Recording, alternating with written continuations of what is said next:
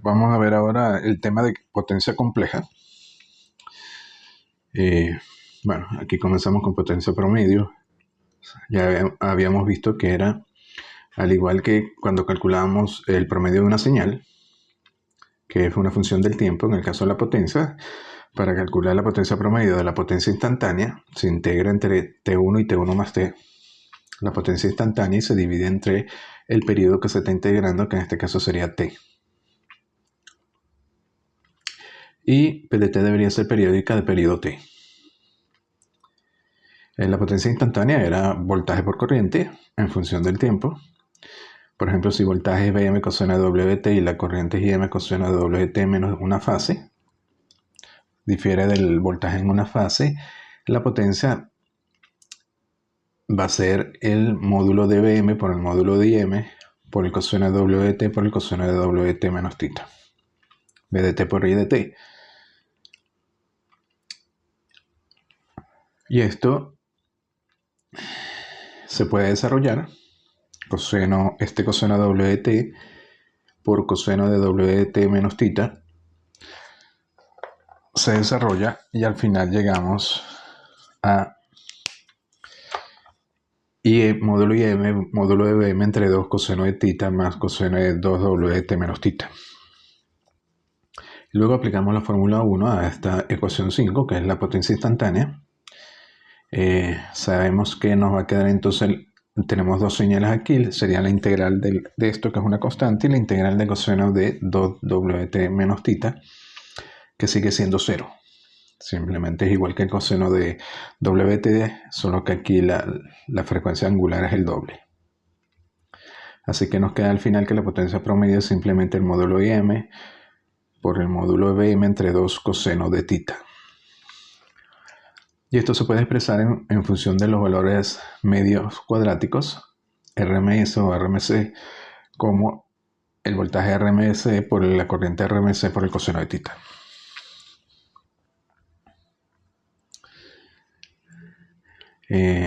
Bueno, luego habíamos visto que el fasor tensión era Vm y el fasor corriente, dado que la corriente está desfasada en el ángulo θ, tiene que ser el módulo de M por E a la J θ en fasores. Así que la potencia promedio, que al final nos tiene que dar esto de aquí, pues esto fue calculado en el dominio del tiempo y es la potencia promedio correcta. Si tomamos la parte real de estos dos fasores, multiplicamos el fasor Vm por el fasor Im e a la J θ, que nos queda Vm por Im por E a la J θ, que es coseno de θ más J seno de θ, y al final nos queda Vm y Im coseno de θ. Ahora hay un problema aquí porque esto no coincide con esto por un factor de 2. De ahí que para calcular la potencia promedio realmente se debe usar el fasor módulo de Vm dividido entre raíz de 2 y el fasor Im, el módulo de Im también se divide entre raíz de 2. Se deben tomar estas como las amplitudes. Y de esa forma se calcula la potencia promedio. Al final le va a quedar módulo Vm y M coseno de θ entre raíz de 2 por raíz de 2 y aparece el 2. Estas amplitudes, módulo de Vm entre raíz de 2 y módulo de Im entre raíz de 2, son los valores RMC, raíz media cuadrática, y por tanto la potencia promedio se puede calcular como el voltaje RMC por la corriente IRMC en módulos por el coseno de θ. Al coseno de θ ya habíamos visto se le llama el factor de potencia.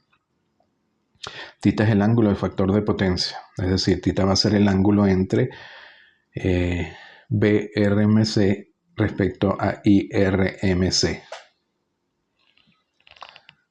Sería en este caso. Si tomamos ahí como referencia, B realmente estaría adelantada a θ. Entonces θ es el ángulo de BRMC respecto a IRMC. Si θ es positivo, se dice que está atrasado, y si θ es negativo, se dice que está adelantado, el factor de potencia. Recuerden que coseno de θ daría positivo y aquí daría Bueno, aquí coseno también daría positivo, porque sería coseno de un número negativo, pero entonces se dice que está adelantado. Luego se puede definir utilizando los valores RMC, los fasores RMC, una potencia que sería la potencia aparente.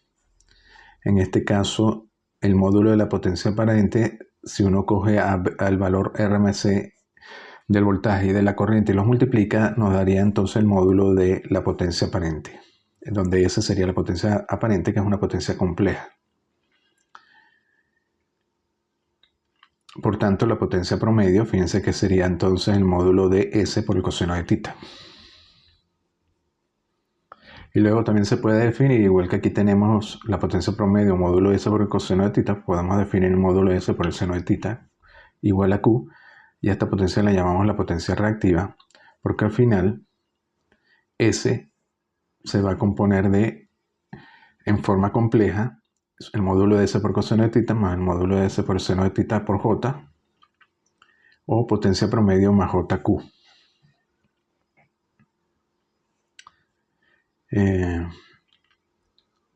Bueno, aquí potencia promedio más JQ, sacan factor común S, les queda módulo S por ahí en la J θ, y esto es un fasor que se llama el fasor S o el fasor de la potencia aparente. Es decir, la potencia compleja o aparente se define como la parte real como la potencia promedio y la parte imaginaria como la potencia reactiva Q. Las unidades de la potencia promedio tienen que ser vatios, pues una potencia real. La de Q, que es reactiva, las unidades son en voltios amperios reactivos.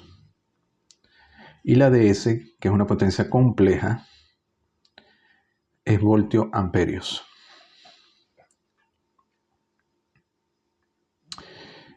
Por ejemplo, si queremos ver la potencia aparente para los elementos RL y C, el resistor, la potencia aparente del resistor sería potencia promedio más JQ, pero como es un resistor no tiene potencia reactiva, así que es simplemente la potencia promedio. Y θ sería 0, porque el voltaje y la corriente están en fase. Para el inductor, sabemos que el voltaje del inductor es L de I de T, donde I es su corriente, así que en fasores B es L y JWI. Por tanto, B adelanta I en 90 grados con Q positivo. Es decir, que la potencia aparente de un inductor se puede escribir como 0 porque no tiene parte real, no consume potencia real, sino que consume una potencia reactiva, QL. Para el capacitor se hace igual, y la corriente del capacitor es C de B de T, donde B es el voltaje a través del capacitor, es decir, ZJWB, de aquí se despeja B, y vemos entonces que B está desfasado de I en menos 90 grados, que es producto del menos J, Q negativo, por este signo negativo, así que la potencia aparente de un capacitor es 0 menos JQC. Es decir, QC es 1 entre CW. Luego, si θ es positivo, la red es inductiva, es decir, domina los elementos reactivos inductivos, y el factor de potencia decimos que está atrasado. Si θ es positivo, tenemos entonces el factor de potencia atrasado. Si θ es negativo, la red va a ser capacitiva, es decir, dominan los elementos capacitivos, y el factor de potencia va a ser adelantado.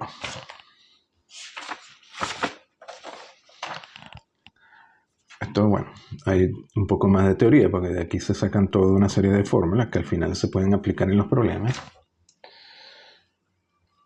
Por ejemplo, Q es la potencia reactiva, es una potencia sin pérdida, es decir, hay que suministrarla a la red, se termina almacenando en L o C y luego se retorna a la red, es decir, no se consume.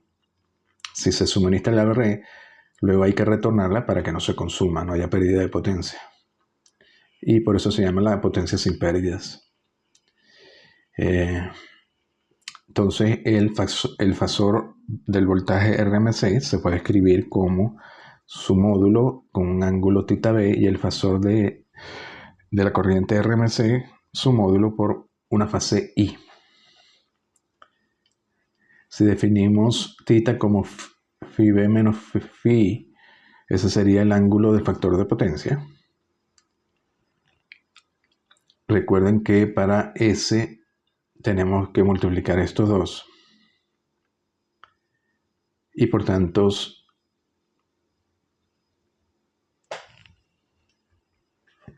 si multiplicamos el voltaje RMC por la corriente RMC, nos da los módulos multiplicados por la suma de la fase. Realmente aquí es un signo más.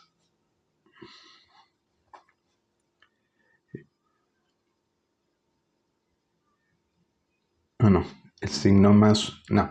A ver, si multiplicamos BRMC por IRMC, vamos a obtener entonces las fases sumadas. Pero realmente necesitamos son las fases restadas, phi b menos phi I.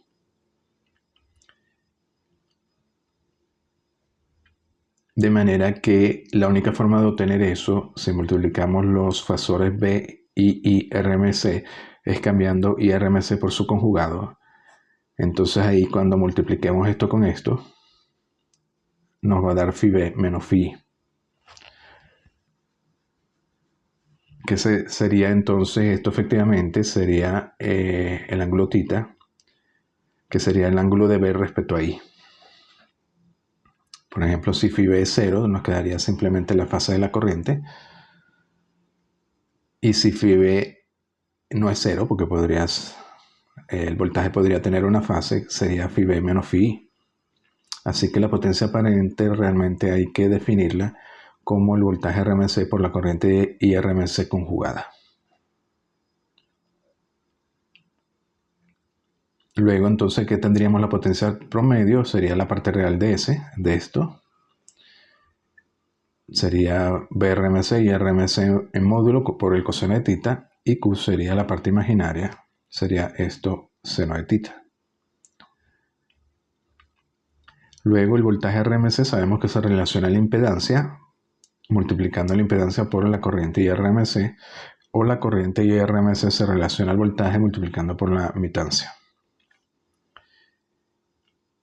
Entonces, si queremos calcular S como BRMC por IRMC conjugado, tendríamos BRMC por IRMC, que sería el conjugado de esto. Tendríamos BRMC por BRMC conjugado, que es el módulo de BRMC al cuadrado, por la admitancia conjugada.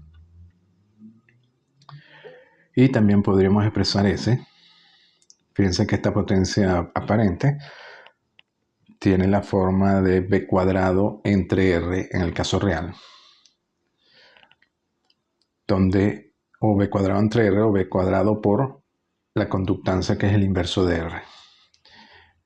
También se puede expresar como, en este caso BRMC, sabemos que es Z por IRMC conjugado, al final quedaría módulo de IRMC al cuadrado por Z, que sería el equivalente al caso real de corriente al cuadrado y cuadrado por R. R y cuadrado. Luego podemos sacar otras relaciones, por ejemplo Z, sabemos que es R más JX o módulo de Z con ángulo θ.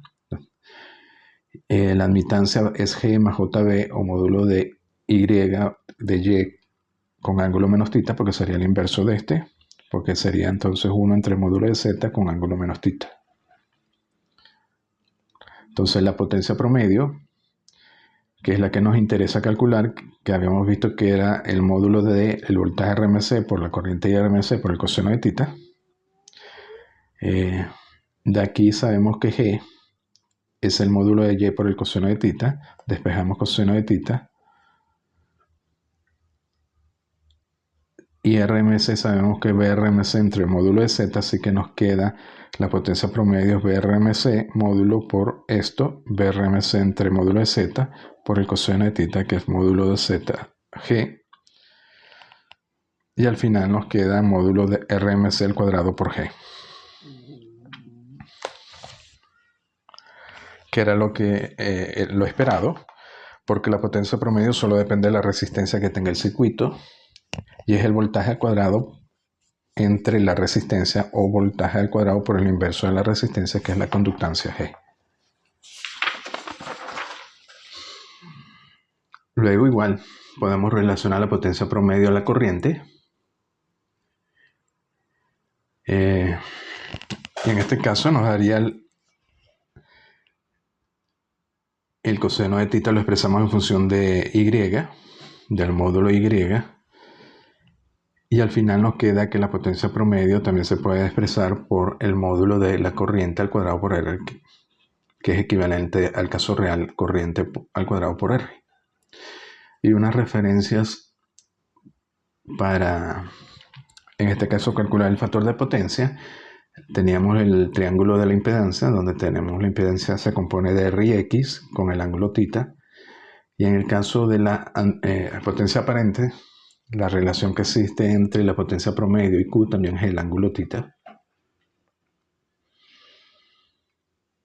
Por tanto, podemos decir que el factor de potencia, que es el coseno de θ, se puede expresar como R entre Z, módulo de Z, o se puede expresar como potencia promedio entre el módulo de S.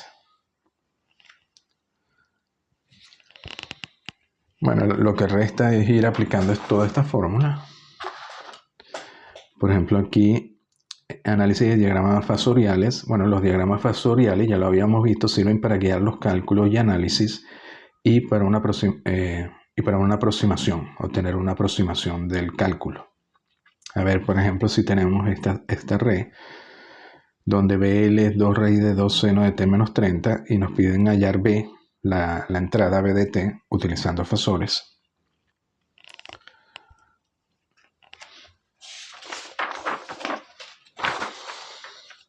Bueno, vemos que W en este caso es 1, L nos dan 2 Henry, C es 1, usamos BL como referencia, así que el fasor de BL va a ser solo 2 raíz de 2.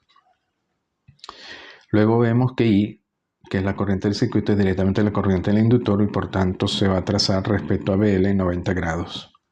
¿Y cómo lo vemos? Bueno, BL sabemos que va a ser la derivada de I por L, por tanto va a ser JWL por I en fasores.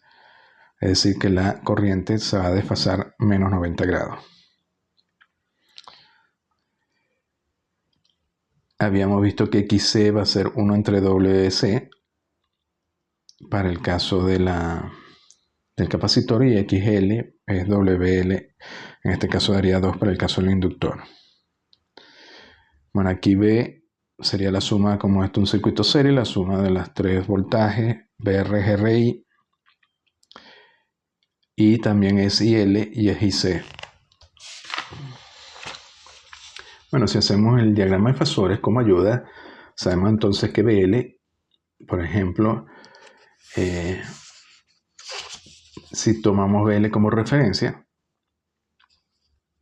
con magnitud 2 raíz de 2, sería de aquí a aquí, sabemos, por ejemplo, que la corriente tiene que estar desfasada a 90 grados negativos, es decir, en ángulos rectos quedaría acá abajo. Este sería el fasor I. Pero una vez que tenemos el fasor I, queda definida la caída en la resistencia como R por I, 1 por I. Así que aquí también tendríamos BR. Y luego BC, habíamos dicho de que está, aquí BC, está desfasada con respecto a la corriente en menos 90 grados. IC es C de BC de T, así que IC es C, JWBC, despejan BC, les queda 1 entre J, es decir que BC, este BC tiene que estar desfasada en 90 grados respecto a la corriente, es decir, respecto a este vector, por tanto, nos movemos 90 grados negativo y volvemos a caer en la horizontal y aquí tendríamos BC. Es decir, BC y BL están desfasados 180 grados y por tanto se restan directamente. Así que B, por ejemplo, en este caso, si BL es mayor que BC, domina BL y BC más BL quedaría en este lado. Y por último, B sería la suma de BR más BC más BL y nos tendría que dar hacia abajo con un ángulo entonces negativo, que si lo calcula le va a dar 2 con menos 45. Bueno, esa es la idea del análisis de diagramas fasoriales. Pueden guiar el cálculo y darnos unas pistas si estamos haciendo el cálculo correctamente. Bueno, al final B se va a trazar, se traza θ respecto a BL, donde θ es el ángulo de factor de potencia. Recuerden que I va a ser entonces B entre la impedancia total, en este caso sería 1 más la impedancia del inductor, la del capacitor. Y B se puede expresar en función, aquí lo puse en función de I y de W.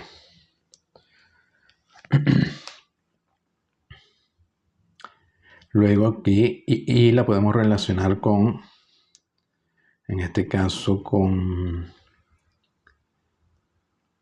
BL, porque nos lo dan. Recuerden que BL es ILJW y es 2 raíz de 2 y por tanto pueden despejar I. Les quedaría menos J raíz de 2 entre W, perdón.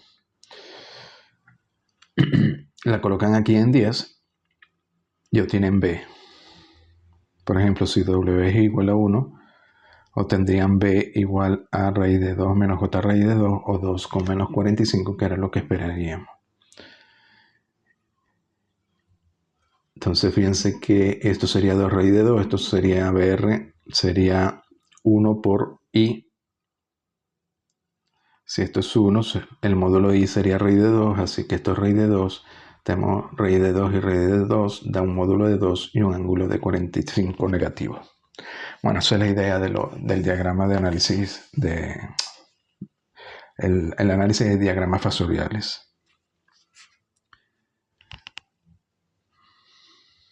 Bueno, lo dejamos hasta aquí.